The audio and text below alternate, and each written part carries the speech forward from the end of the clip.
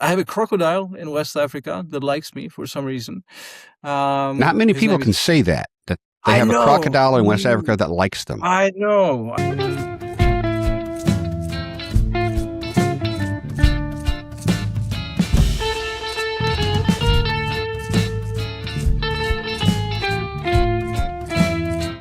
Welcome to the Adventure Life Travel Show, where we explore how travel educates us, inspires us, and changes us in ways we never expect.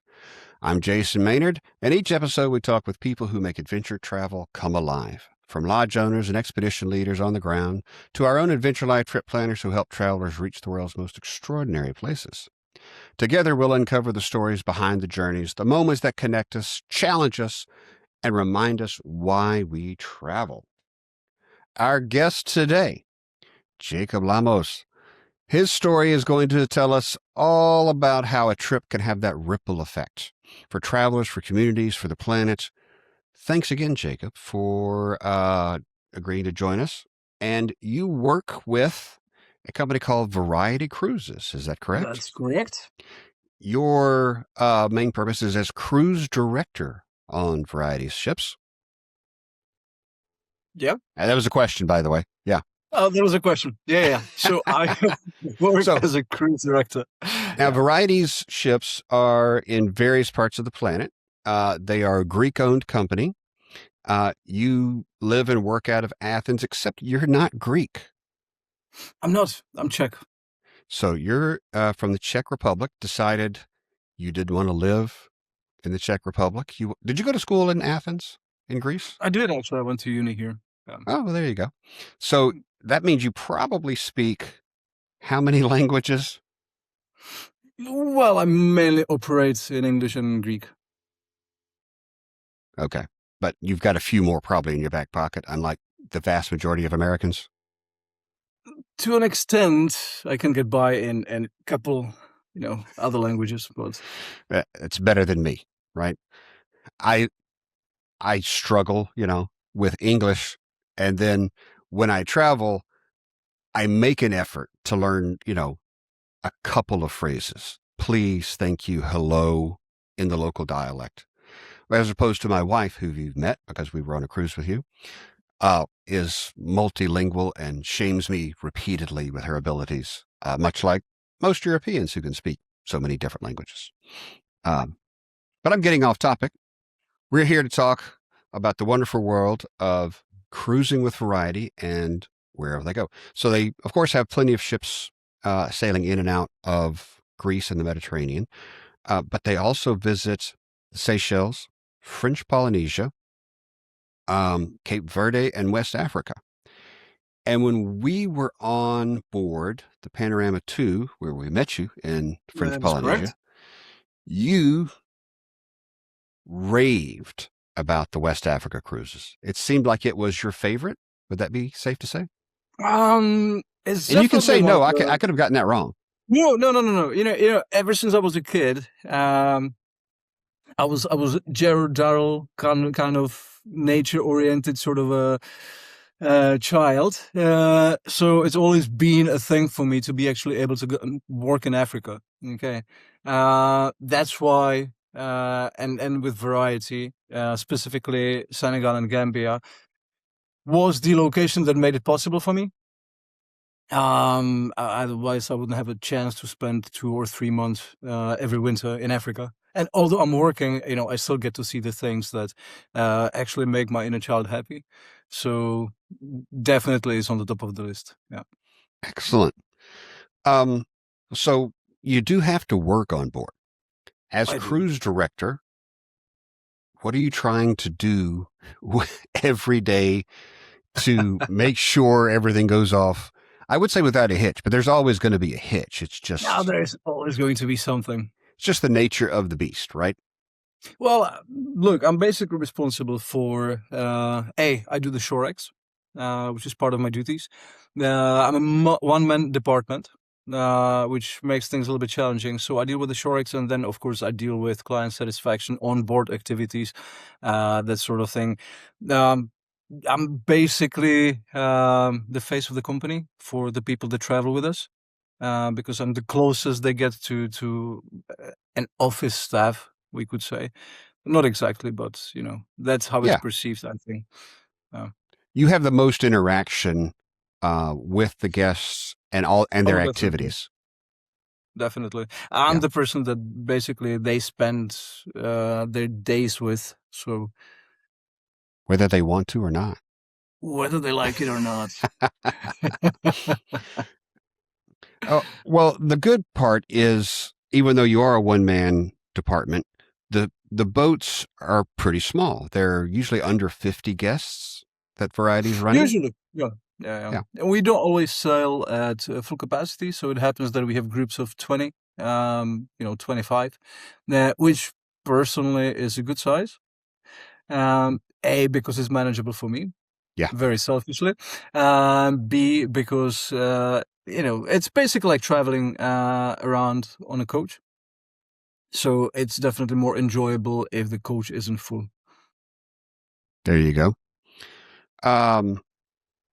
So you do French Polynesia, which, Mhm.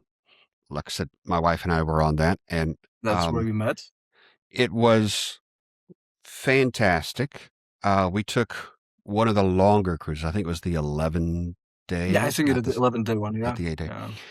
yeah. The seven nighter seemed like it might have been a little rushed, but um, we had the nice pacing, the good excursions, the staff. Like I said, the boat was only partially full, wasn't packed, um, and it was just, for me, it was a work trip, but it was much more relaxing than a lot of work trips. So No, I can imagine. I enjoyed it thoroughly, and I also got to bring the wife, which is also a plus. Always. And it was a pleasure to meet her. Yes. She enjoyed it and enjoyed meeting you. She actually pre-show taping came up to say hi, just for those who think I'm keeping her away. She, I did let her she talk was. to Jake.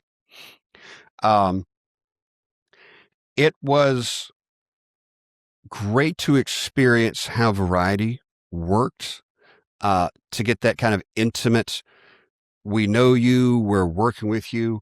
And then near the end, there were some excursions that were great. There were some days we didn't do excursions, and we could just ask you or anybody else, hey, what's good here? We're going to go do this. Oh, just go out and explore this or that, or you should check this out. Near the end, when we were coming back to Morea, um, a couple of us were like, hey, we'd like to do that excursion we did again. Like, we don't have that on the thing, but let me just call them and see if they can do it. And then a couple of other folks were like, we found this guide that wanted to go, we wanted to go hiking, and this guide would take us, and we've already WhatsApped him, and you stepped in, you go, I'm going to go with you. I've arranged a taxi. I'm going to go to shore with you, talk to the taxi driver, tell him what's what. So he's going to take you to this point X. You'll meet the guide. You'll do your thing. And then I'm going to tell him that he's supposed to meet you, whatever it was, 3, 4, 5 hours later at a whole different point to bring you back so that the ship could send the boat to pick you up. That's service, right? That's personalized. That's something you're not going to get on bigger cruise ships. It's something that you could handle. It's a small boat. It's this person wanted to do this. They rounded up a couple of other folks. So I think it was 4 of them. I can't remember. I don't recall. Yeah, I know you do a lot And of it. also, it was quite a while ago from my Yeah. perspective. Yeah. These things stick in my head when I see the above and beyond, what I would consider above and beyond, what you considered a normal day, probably, right? I You would were, consider like future problem prevention. or that. Different points of view. There you go. But it's one of those things. You're in this incredible place. This particular couple had brought this guidebook, and they were big hikers, and they had done a little bit of hiking, but they knew when they were coming back, they had gotten a taste of it, I think, from our excursion. Do you remember which hike you did? Was it the 3 coconuts? this wasn't. I didn't do this. This wasn't You me. didn't do it. Okay. No, Okay. Okay. this was someone else. Yeah, I went back and did the shark and ray that's snorkeling. right. That's Yeah, right. Yeah. Yeah. which was fantastic. And we also went and we weren't able to see the turtles, the sea turtles, because it was a little windy on the first time we did the excursion. Which weather is weather. You can't control the weather. This the sharks and rays were fantastic, but this time we're like the weather was good enough. We're going to go and see the turtles, and we did. We saw a couple, and um, we saw one of the rays, not the manta ray. What's the other big ray? I can't remember. Devil rays? Stingray, eagle ray. Eagle ray. We saw an eagle ray. Yeah, Okay. which was really cool. Um, Yeah, anyway, and for anybody watching, I'm just gonna say, if you come between like June and beginning of November, you might also see whales. there you go. Yes, whales. That's June important. to That's early November, important. mid-November, That's when the season ends. Yeah, yeah. and it's humpbacks. Is that right? It's humpbacks. Yeah, yeah. Mora is one of the places where the moms come to give birth and take care of the young ones in their first months of life. So it's actually a really nice opportunity to come and even swim with the whales. Whoa. If that's something that people want to do. I did it, obviously. I try to do these sort of things as often as I can. As I said, Since makes you're my there, inner child happy. there you go. Yeah. Well, so on that topic, if you have some questions or comments for us, this isn't live, but we will get back to you. Put a comment in if you're watching on YouTube and you're seeing our beautiful faces, and by that I mean Jacob's beautiful face and mine, kind of, Yeah. behind the microphone. Put a comment in there. If I don't know the answer, I'll reach out to Jake and get the answer and reply. If you're one of our listeners, we're not forgetting you either. Email us at travelshow@adventurelife.com. That is travelshow@adventurelife.com. And I will get back with you. And again, if I don't know the answer, I'm going to ask Jake what's going on. I may have to bug him while he's on board the ship handling some folks. So if it takes a few days, we'll still get back to you. I promise. Yeah, when Jacob is overwhelmed, he doesn't respond to messages right away. That is very true. I've sent him a few WhatsApp messages thinking, well, did he die? Or nope. He's on a boat. He's taking care of people. 3 days later, he's like, oh, okay, I got a break, or I got a signal, or something like that. So Yep. I Yeah, give that's you how I it give is. you latitude when I know you're traveling. Yeah, I appreciate it. Yeah. I actually similarly, I had a friend who's in a different part of the country, and he reached out to me while I was overseas in Madagascar, and a day or two went by, and he turned to his partner and he was like, Jason didn't respond. He's probably over in some far-flung country. And when I did get back, he was like, I was right. Yep. Such is our Look, lives, right? that's our lives, exactly. The lives we live. It is what it is. All right. I'm going to ask you All some right. questions now. Are you ready? I am as ready as I'm going to be. What first inspired you to work in expedition cruising, and what keeps you passionate about it? Well, as I already mentioned, for me, it's the fact that I personally have an opportunity to do all the things that my inner child appreciates, which means exploring exotic locations and annoying exotic wildlife.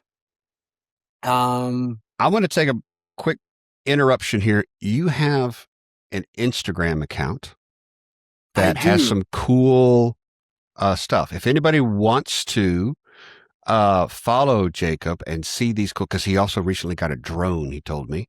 What's your Instagram handle? So it's explored by Jake.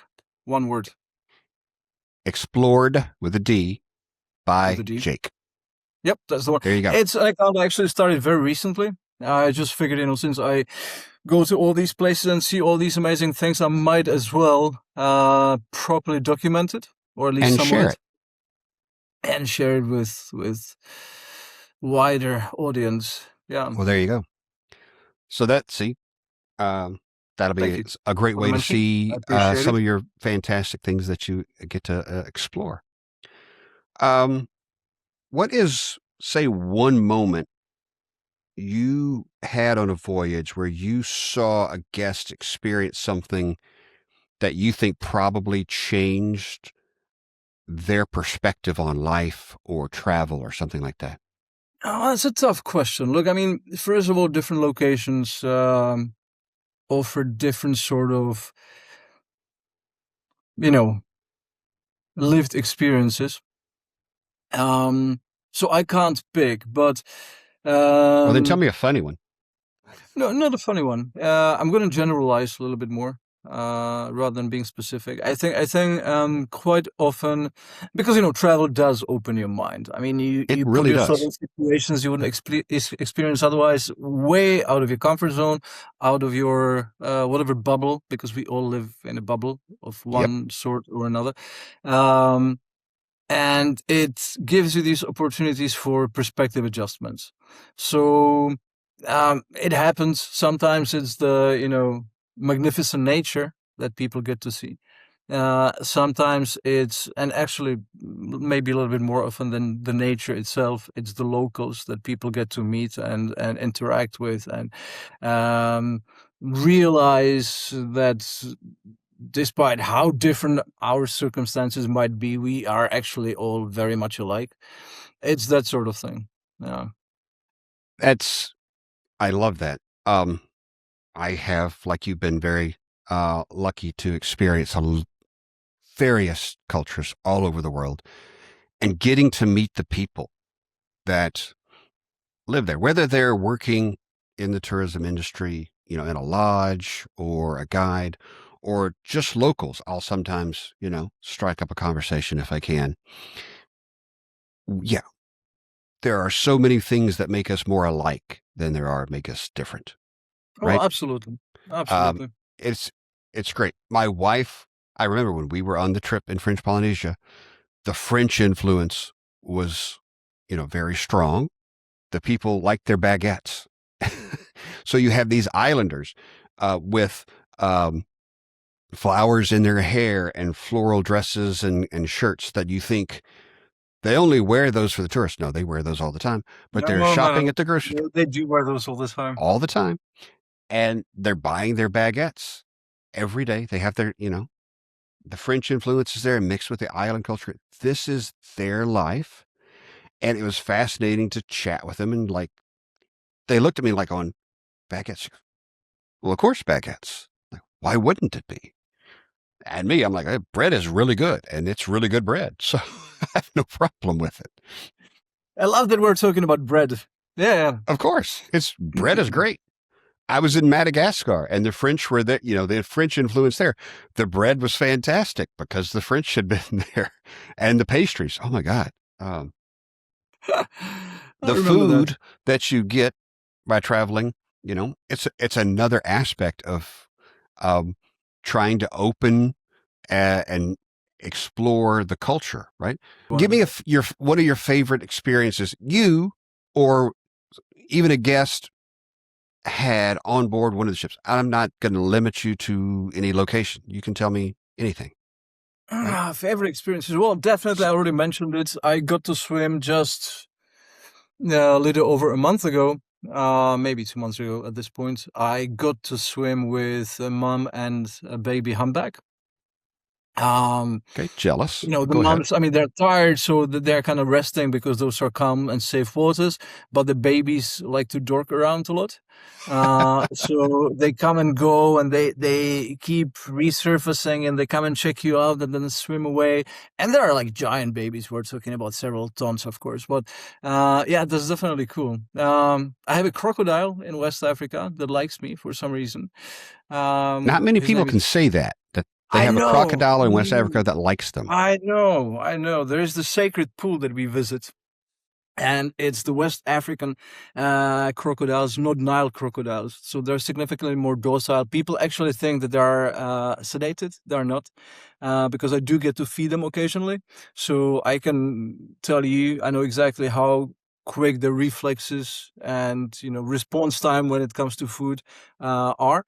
But there's this one specific crocodile that, for some reason, wherever I visit, and like a whole year goes by without me being there, and then I come back again, and he always stares directly at me for some reason, making eye contact, follows me around the pool.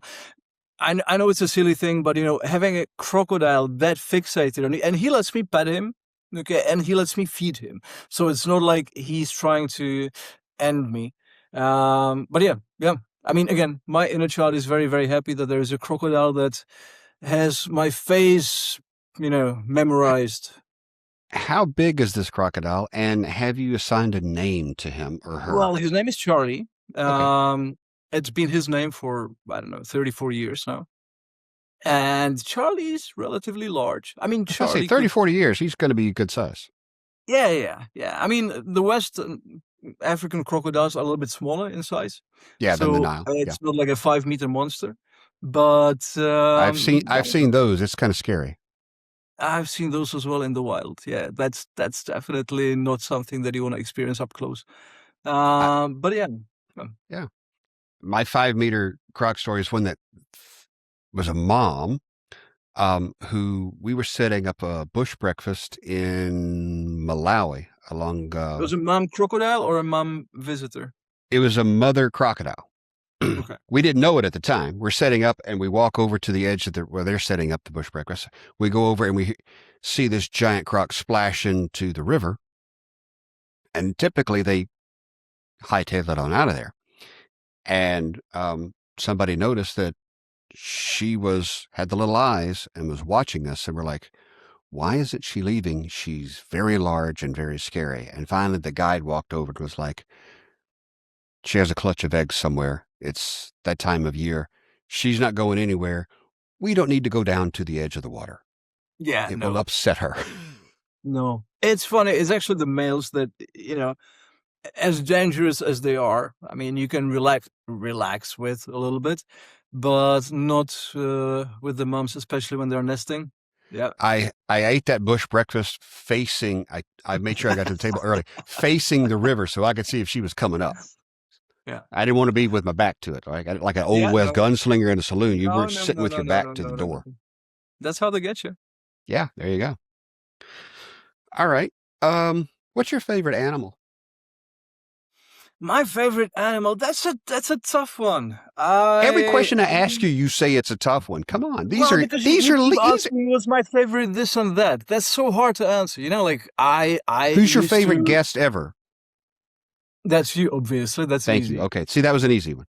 Yeah, that was an easy one. Again, I thought you would have look, said my wife, but that's okay. I'm going to tell her I beat her out. no comment. Yeah.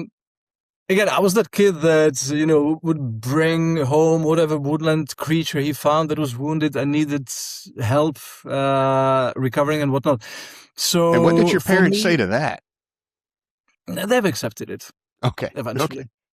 Yeah, I was that kid. Like you can't help it. Like if you find a wounded raven with a broken wing, what you gonna do? That was back in the day before you had all these animal rescue organizations, so things were a little bit different.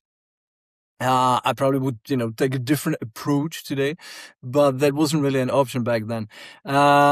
So back home, we always had, I don't know, a hedgehog, or as I said, a raven. Okay, some little fledgling that fell out of the nest that needed to be hand fed until it could fly off, that sort of thing. So for me, it really is not about like a specific animal species. It's more about, I don't know, maybe I'm going to naively say having some sort of connection with a wild animal. Yeah. And, that's not limited to a specific species. No. So, Okay. I'm going to let that suffice. that's the best I can do because it's the truth. All right. Let's switch back to on board the ship, right? Right. Guests on board the ship. Is there any small detail or onboard ritual that you know of that you help facilitate that helps the guests kind of slow down and appreciate where they are? Because let's face it, a lot of times these people that are on board the ship, this is their only time they're going to be in these places, right? You get to go back, right? You get to go back and visit and do the French Polynesia circuit. You get to go to Cape Verde or in West Africa. But for a lot of people, not all, some of them will use it as an excuse. Okay, I've checked it out, and now I know where I want to come back and spend more time, Yeah, exactly. Yeah, yeah, yeah. which People is do great. that. And that's a wonderful way to do it because you get to explore different areas and figure out that's where I want to come and just hang out and chill. Like I want to go to Huahine and just act like a local in French Polynesia. Heck yeah, right? Or come back and like Cape Verde You just is. mentioned who I am because of the yachts club. I did, yes. Yeah, you did. I'll tell listeners. I'll tell you that story in a minute. Um, but yeah, is there anything you can do to like, or the staff that kind of helps um, nudge them along to understand where they are and appreciate it? So, are you actually like leading me somewhere with this question? Like, was there something specific you wanted me to talk about? There really isn't. It's an open-ended question. All right. In this case, you know what? It really depends on the travel in question, right? Because people travel, as you said, for different reasons. Okay, some take advantage of the fact that we visit several different ports to basically uh, treat the cruise as a sort of plate of appetizers. You know, they try different things and then they decide, hey, this is what I like. This is what I'd like to experience more of. So then they can go and travel on their own. Sometimes people have already traveled around and they want to, end their Trip. trip with a nice relaxing cruise. So it really depends on who that specific person is. Yeah. Because I do spend basically all day with our passengers. I get to, I'd like to say, bond with people on fairly personal level. And then it really comes down to, who that person is and what is it that they're doing there. Exactly. If that makes sense.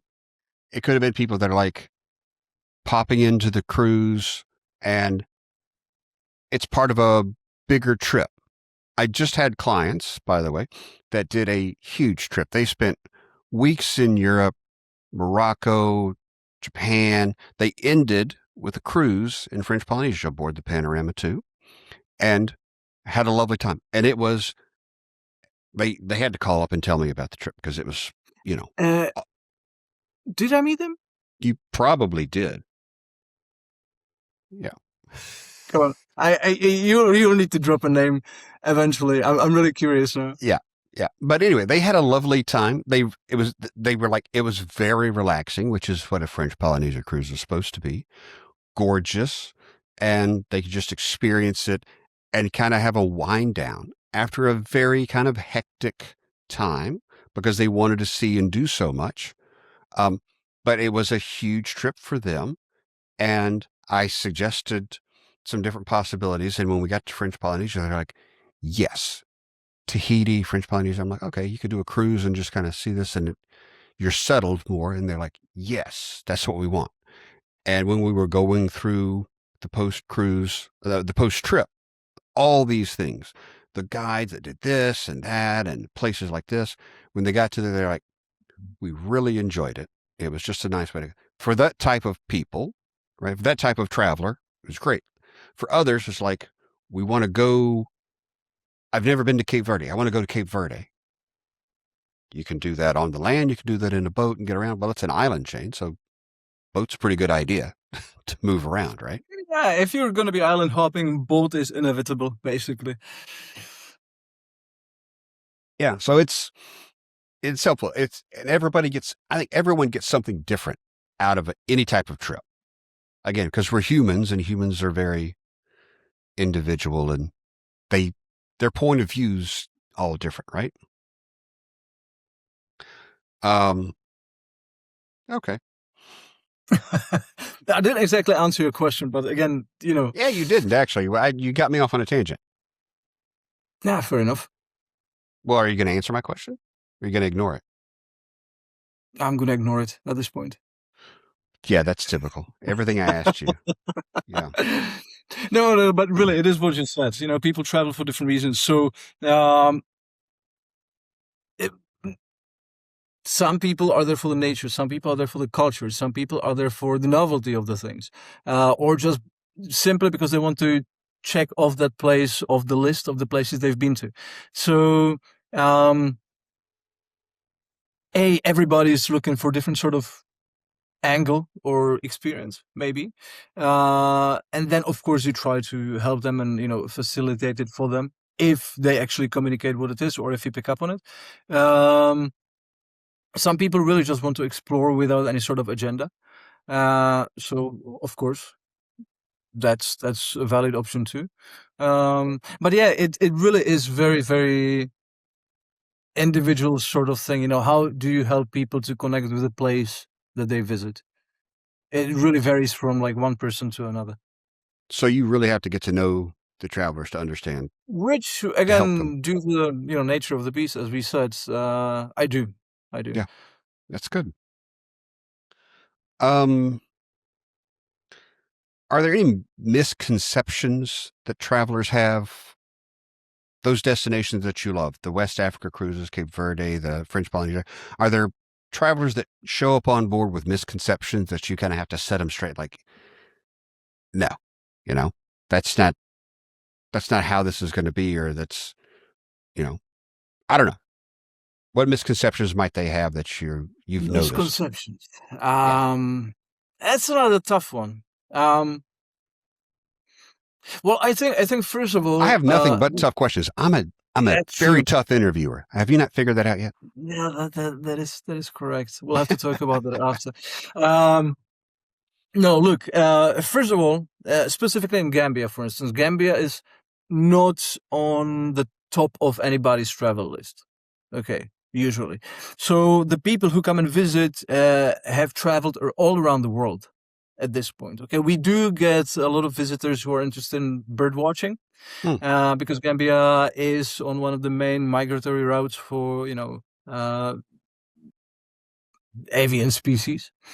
And Also of course, known like as birds. also known as birds. I'm gonna Had just to. move Sorry. on. Yep.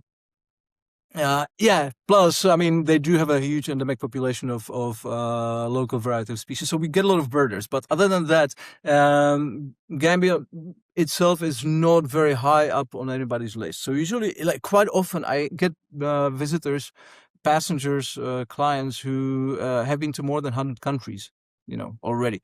So again, those are people who travel so much that they're quite accustomed to this sort of They've got some order. open minds already. Yeah, pretty much. Yeah. Yeah. I mean, they're both flexible in terms of experiencing new cultures, visiting new places, but they also have been around. They know how things work, so they don't have that many misconceptions.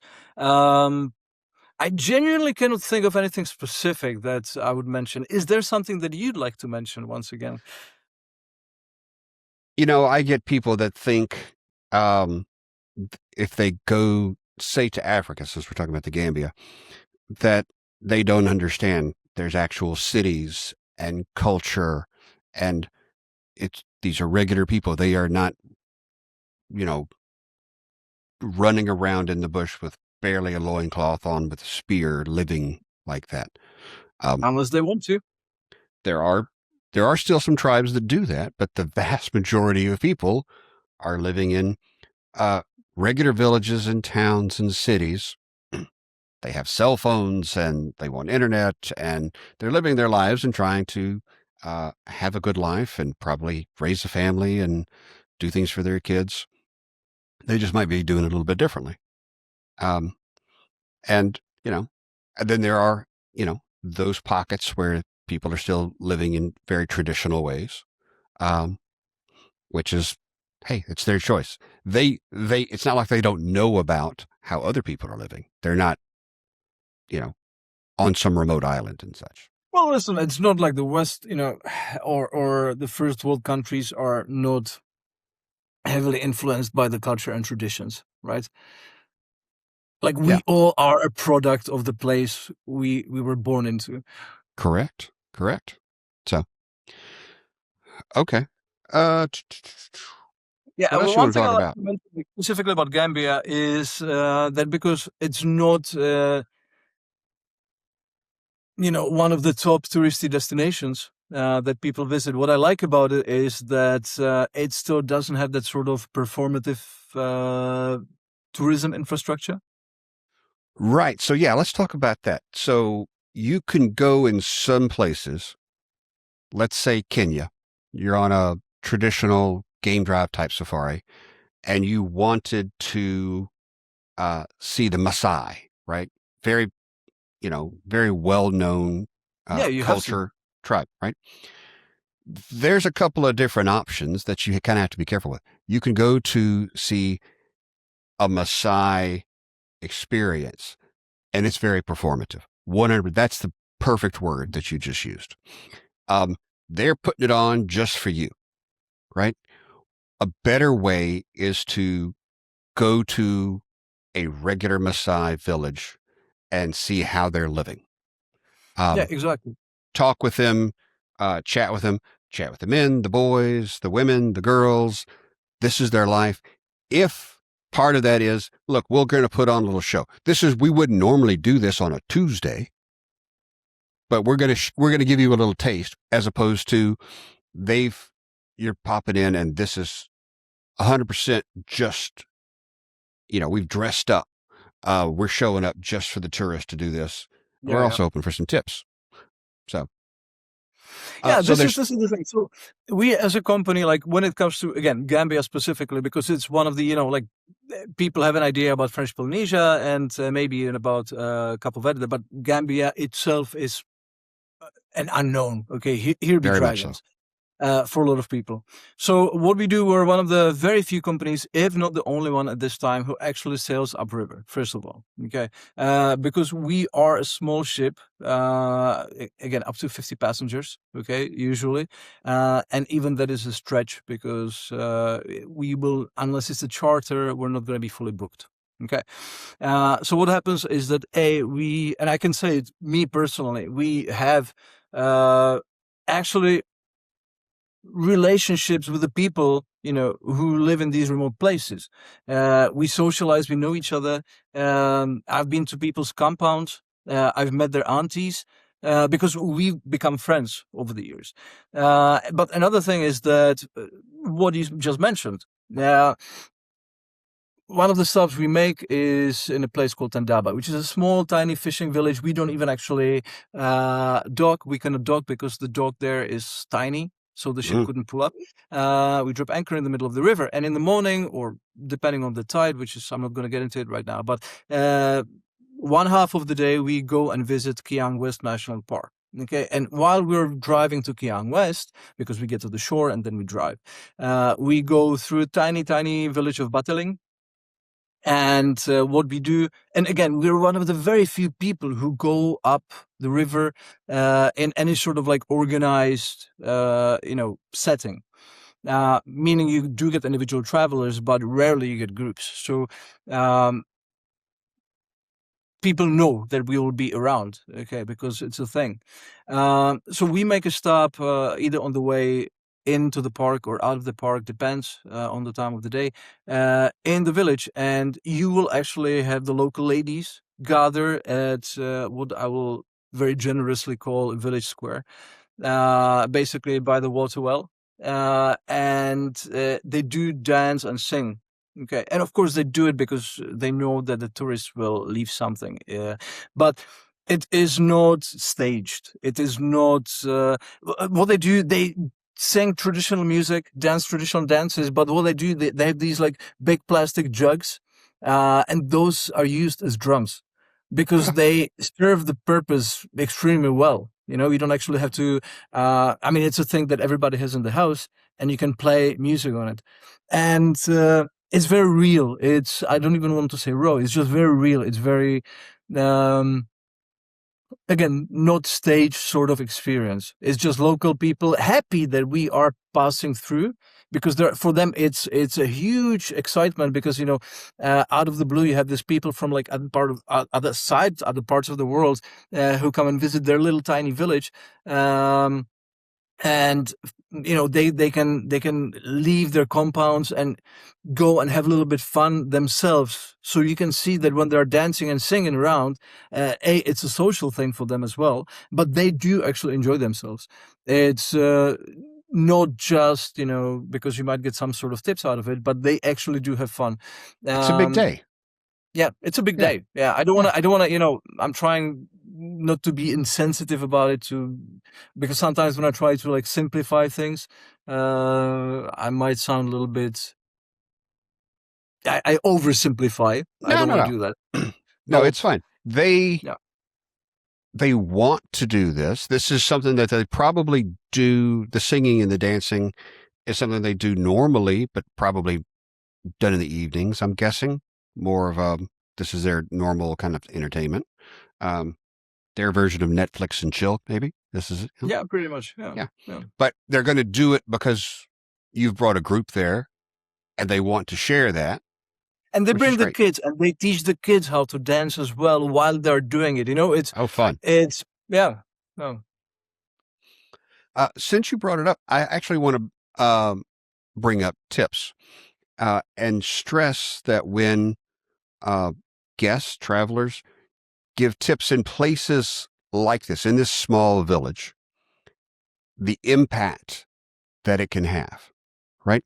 This is the economic side of my wife would be thrilled with this. It's very much a stimulus into the local economy, right?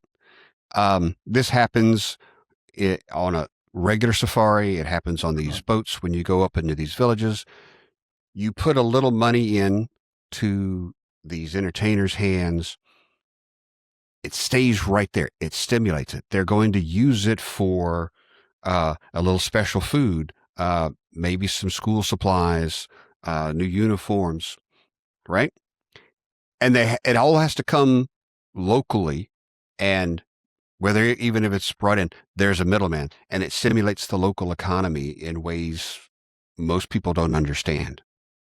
Well, exactly. Yeah. Basically, what happens is, and okay, we can talk about how much the people living in other places, other parts of the world are alike when it comes to us.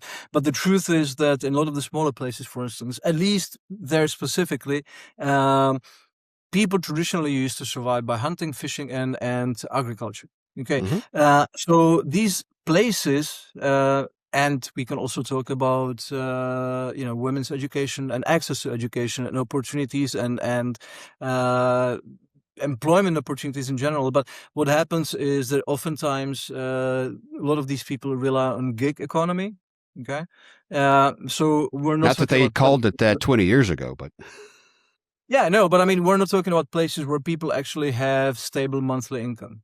yeah, Okay, because traditionally they would farm enough to provide for their families, but this is not something that you actually get money out of. Okay, it's just you get the resources, but you don't actually have an income. So the fact that people do leave tips um, actually makes a huge difference. And specifically about the school supplies that you mentioned, I don't know if you were actually aware of this, but we as a company we got involved in one of the communities in Laminkoto. Uh, I'm not going to get into the details of schooling system in Gambia, but what we did is for one of the community schools. Okay, we have built several classrooms, and on occasion, some of our guests actually got like more involved with what we were trying to do, how we're trying to help out. So we had a gentleman who built a well. We had somebody who built what do you call it, water tower.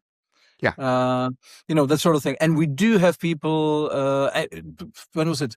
2 years ago, I had a gentleman from New York, a designer who actually designed and made and brought over 200 uniforms for the kids. Oh, wow. Okay, yeah, And he knew and this we ahead of also have time. people. Well, yes, not on the spot, Yeah. uh, Had he but traveled with y'all before and seen this and wanted to no, come no, back? no, no, no, no, no, no. He was just aware of the situation. I mean, there was obviously, it was assisted by the office. He by the had people in the booked a office. trip and he's like, hey, where am I going? Can I do something? And Yeah, the office was like, pretty okay. much. And people do this. And also, we do have regular travelers, regular passengers who just bring school supplies. Yeah. Pencils, notebooks, and whatnot. And it actually makes a huge difference for the kids in those communities, because these are things that, in order to get them, you need to have money for them, right? And if Right. you are from a family who's traditionally been farming, but only produces enough to feed the family, then you don't have a lot of disposable cash Yeah. You're not for these things. you don't have excess Yeah. to take and sell at the market. You're just making Oh yeah, enough to feed the yeah, family. Yeah. yeah, yeah, yeah. Now, are there some instances where there's people who take the trips and don't even realize that because they went on that cruise with you, that just by being on the cruise, they helped Variety support that school, right? Well, usually this is something, I mean, again, on that specific cruise that I do talk about. I do dedicate some You time. make sure that they're aware. Yeah, yeah. Good. Um, it's a little bit tricky sometimes finding the correct way to uh, help disadvantaged communities. And it's a thin line to walk between, barging in and becoming that guy who just like orders people around, and actually offering assistance in a way that is constructive, which is what we are trying to do. But part of it is, usually our travelers are aware beforehand that they can bring school supplies for that specific cruise again. Great. So it happens quite often. And if not, they can always leave like a monetary donation as well. But people bring school supplies quite a lot, and it's really nice to see. Yeah. I Excellent. actually now I had a gentleman who um, through the office, I know that the package is already waiting for me because I'm leaving in a couple of days, so I'll have to pass by and pick it up. But I have some science books for a specific kid that one of our past passengers has decided to send over, because the kid, to him, seemed like he was interested in sciences. So Oh, wow. wants to give him a bit of a leg up in this specific way. That's big. Yeah. That could make or break this kid's life, right? If he gets access I to these consider books, it can give him, I'm assuming it's a him. Did you say him? it's a boy. It's a I boy. think it's a boy. Yeah. Yeah. Yeah. Yeah. I'd like to make sure because my daughter is STEM major. So let's just make sure girls can do STEM as well. Absolutely. But that's great. I love that.